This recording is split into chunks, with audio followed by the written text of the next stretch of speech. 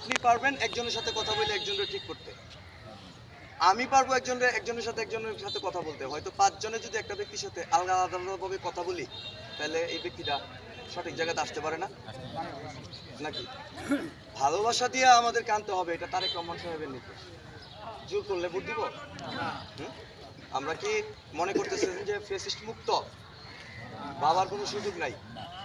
আপনারা লক্ষ্য করবেন, চৌকিদার থেকে শুরু করে ডাক্তার বলেন, ইঞ্জিনিয়ার বলেন, আপনার মাস্টার বলেন, পুলিশ বলেন, বিজিবি বলেন, র্যাব বলেন, যাবতীয় যত ডিপার্টমেন্ট এবং সেক্টর বাংলাদেশে আছে, প্রত্যেকটা সেক্টরে আওয়ামী লীগের দূষণ নিয়োগ করা আছে। 2008 থেকে 2024 সাল পর্যন্ত যত চাকরি দেওয়া হয়েছে, কোন চাকরি বিএনপির কোন লোক পাইছে এরকম রেকর্ড আছে? শেষ পর্যন্ত কি করা হয়েছে, যে একটা বিসিএস হোক আর একটা উচ্চশিক্ষিত মানুষই হোক, তার চাকরির সুপারিশ করছে কে? আওয়ামী লীগের ওয়ার্ডের সভাপতি, আওয়ামী লীগের ওয়ার্ডের সেক্রেটারি শনাক্ত করার পরে, এমপি সাহেব সুপারিশ করার পরে চাকরি হয়েছে। লক্ষ লক্ষ টাকার ভিতরে লেনদেন, অবৈধ টাকা লেনদেন হয়েছে। চাকরি আমার ফ্যামিলিতে 2-3টা গ্রাজুয়েশন কমপ্লিট করালো, একটা চাকরি নেই। আমরা আশাও করি, কেন জানেন? আমরা জানি যে এটা দুঃসময়ে, এই দলের যে দুঃসময়, এখানে আমাদেরকে এই ত্যাগগুলি দিয়া, শিক্ষা এবং মেধা দিয়ে আমাদেরকে ঐক্যবদ্ধ থেকে সামনে আগাতে হবে। আমার পরিবারটা আমি নিয়ে আসছি, আমি ডাক্তার তৈরি করছি 2টা, চাকরি নেই। আমি এলএলবি উকিল তৈরি করছি 2টা। এইভাবে আমাদের সারা বাংলাদেশের নেতাকর্মীগুলি নির্যাতিত। আমি একা তা না, কিন্তু সবচেয়ে বেশি নির্যাতিত হচ্ছে বাংলাদেশে একজন ব্যক্তি যদি বলতে হয়, সেটা হচ্ছে তারেক রহমান সাহেব এবং খালেদা জিয়ার পরিবার। এর চেয়ে বেশি নির্যাতন কেউ হয়েছেন? আমাকে বাড়ি থেকে পালায়া থাকতে বাধ্য করছে, আমাকে কিন্তু বাড়ি থেকে বের করে দেয়। আপনারা কি ভুলে গেছেন খালেদা জিয়ার টাইনা হ্যাসরা বাড়ি থেকে বাইর করে দিচ্ছে না? তাইলে রাগটা কি ওনার বেশি থাকার কথা, না আপনার আমার বেশি থাকার কথা? ব্যথা কি উনি বেশি পাইছে, না আমি পাইছি? হ্যাঁ, আপনিও পাইছি, কিন্তু তাদের ব্যথার তুলনায় আমাদের ব্যথাটা সামান্য। আমি মনে করি যেই জায়গার মধ্যে আমাদের দেশনেত্রী বেগম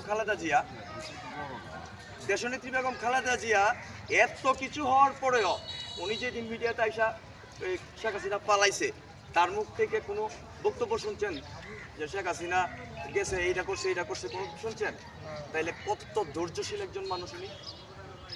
আমরা এই দলের নগণ্য একজন কর্মী, তো আমরা এই দলের নগণ্য কর্মী হিসাবে ওনার ধৈর্য শক্তিটারে পুঁজি করে আমরা কিন্তু ধৈর্য শক্তি নেওয়া দরকার না? আমাদের ধৈর্য ধরা দরকার না?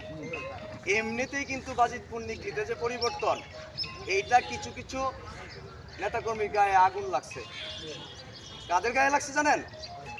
আগুন লাগছে যারা 24 ঘন্টা রাজনীতি করে তাদের শরীরে। কেন জানেন? 24 ঘন্টা রাজনীতিবিদ যারা, তারা হয় দান্দাবাজ নয়তো চান্দাবাজ। হয় দান্দাবাজ নয়তো চান্দাবাজ। কারণ 24 ঘন্টা যে ব্যক্তি রাজনীতি করে, তার ফ্যামিলি চলবে কি দিয়া? চলতে পারে? আমাদের এখানে যারা আছেন, আমি জানি যে প্রত্যেকটা লোক কর্মজীবী। আমরা কিন্তু দলকে ভালোবাসি। আমি আমার কর্মসংস্থান চালাই, আমি আমার লোক চালাই। আপনারা অবগত আছেন হয়তো অনেকেই, আমি কিন্তু আমার কর্মস্থলে দাঁড়াইতে পারি নাই। 2বার জ্বালায় দিছে পেট্রোল মাইরে। কারো পত্রপত্রিকাতে আসছে, আমি কিন্তু মামলাও করতে পারি না। তার মানে আমি কি মরে গেছি? আমাকে কুপানো হয়েছে আমার অফিসের সামনে, আমার শরীরে 72টা সেলাই। আমি আইসিইউতে ছিলাম 21 দিন। তাইলে আমার এই লাইফটা বোনাস না? নাকি বোনাস না? তাহলে একটা মানুষ বাঁচে কয়দিন? সর্বোচ্চ 60 বছর। 30 বছর তো ঘুমাইয়েই শেষ, রাত্রে ঘুমান না? তাহলে একটা মানুষ এই অল্প জীবনের ভিতরে, আমরা কি স্বৈরাচার শেখ হাসিনা যা করে গেছে, তার ফটোকপি যারা করতেছে, তারাও অচিরে এই বাজিত পূর্ণিকি থেকে চলে যেতে বাধ্য হইব। এরাও থাকতে পারবে না। এটা স্বাধীন বাংলাদেশ। জুলাই গণঅভ্যুত্থানের পর যে বাংলাদেশটা সৃষ্টি হয়েছে, এই বাংলাদেশটা সার্বভৌমত্ব রক্ষার প্রয়োজনে হিন্দু, মুসলমান, বৌদ্ধ, খ্রিস্টান যারাই এই বাংলাদেশের নাগরিক, তাদের প্রত্যেকের নিরাপদভাবে বাঁচার অধিকার আছে না? হ্যাঁ, আপনারা কি তাদের বাঁচার নিরাপত্তাটা আপনারা নিশ্চিত করার লক্ষ্যে কাজ করবেন না? হ্যাঁ? আমি চাই আমার দলের যে মেসেজগুলি আপনারা মনোযোগ সহকারে শুনবেন এবং দেখবেন, দেখা দলের জন্য কাজ করে আমাদের যে সৈয়দ হাসানুল হুদা ভাই বাজিতপুর নিকলি কিশোরগঞ্জ 5-এ আসছে, তারা দেখার কোনো প্রয়োজন নাই। আপনার কাছে ভালো নাও লাগতে পারে, আরেকজনের কাছে ভালো লাগতে পারে, এটা কোনো ফ্যাক্ট না। দলকে ভালোবাসুন, ধানের শীষে ভোট দিবেন, অন্যদের কাছ থেকে কালেকশন করবেন। পাশাপাশি যারা আছেন আজকে এখান থেকে যাওয়ার পরে নিজের দায়িত্ব মনে করে 2 থেকে 2.5 মাস একটু কষ্ট করবেন, 5 বছর ভালো থাকবেন। এই কথা তারেক রহমান আপনাদেরকে দিচ্ছে। 2 থেকে 2.5 মাস একটু কষ্ট করবেন, দলের জন্য কাজ করবেন, 5 বছর নিরাপত্তার জন্য দায়িত্ব নেবে এই বাংলাদেশ জাতীয়তাবাদী দল সরকার যদি গঠন করতে পারে। আপনারা প্রত্যেকেই দান্দাবাজ চান্দাবাজ এই হাত এইগুলি বন্ধ করতে পারবেন। মাদক বন্ধ আপনারা চান না? আমি কিন্তু জানি যে আমাদের এই এলাকাটা কিন্তু মাদকের এক কাকড়া। এখানে প্রচুর পরিমাণে মাদক এবং উল্টাপাল্টা কার্যকলাপ চলে, যেগুলি পর্দার আড়ালে চলে। দেখেন কি জাতের দেশে আমরা বসবাস করি। বাম মাথে টাকা দেয়, ডান হাতে জিজ্ঞেস করলে বলে যে এটা আমার কাছে পাইতো। বয়টা কোথায় নিয়ে গেছে দেখছেন? মানে যে দিচ্ছে প্রচুর পরিমাণ অভিযোগ আমাদের কাছে আছে, কিন্তু জিজ্ঞেস করলে সে দাঁড়ায় বলার মতো সাহস করে। তাইলে এই যে ভয়গুলি শেখ হাসিনা সরকার এইগুলি ঢুকাই গেছে, কিন্তু এইগুলি আমাদেরকে দূর করতে হবে। আর যদি আমাদেরকে দূর করতে হয় তাহলে আমাদেরকে কাজ করতে হবে। আবর্জনা সম্পূর্ণ এই দেশটা আমাদের প্রত্যেকের যার যার অবস্থান থেকে কাজ করে করে পরিষ্কার করতে হবে। আমাদের প্রত্যেকে শ্রমিক হইতে হবে। আমি নেতা মারবেন, আপনি নেতা অমুক, এইগুলি দেখার টাইম নেই রে ভাই। দেশ করতে হইলে সবাই একসাথে কাজ করতে হবে। আপনারা কি কাজ করবেন না সবাই? কেউ কারো কোনো বাজে কথায় কান দিবেন না।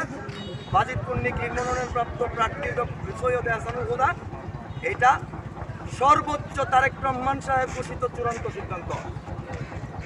আমরা বাজিতপুর নিকলির সমস্ত ভোটার যদি সর্বোচ্চভাবেও তার কাছে যে আবেদন করি, সে যদি আমাদের কাছে চায় যে আমি সৈয়দ হাসানুল হুদারে কথা দিচ্ছি এখান থেকে এমপি করবো, আপনারা কি তারা দিবেন না?